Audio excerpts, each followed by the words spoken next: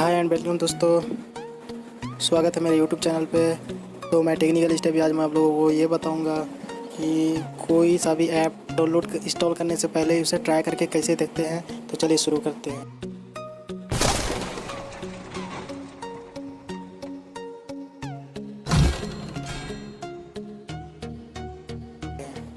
तो सबसे पहले प्ले स्टोर ओपन कर लें और कोई सा भी चीज़ सर्च कर लें, ठीक है। तो ये देख लीजिए, दो ऑप्शन होगा, पहला ट्राई नाउ, दूसरा इंस्टॉल। तो इसे ट्राई करके भी देख सकते हैं आप लोग, इंस्टॉल भी कर सकते हैं। तो सबसे अच्छा तो ये इसमें कि आप ट्राई करके देख सकते हैं कि ये कैसा ऐप है, कैसा इसका परफॉर्मेंस है।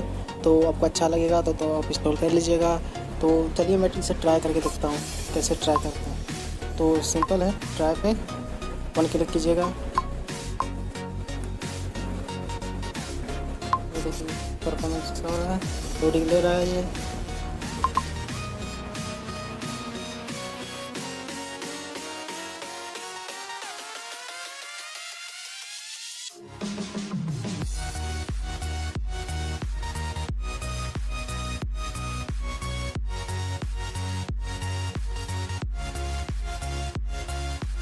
तो यही आया है दोस्तों प्ले स्टोर का अपडेट, ठीक है।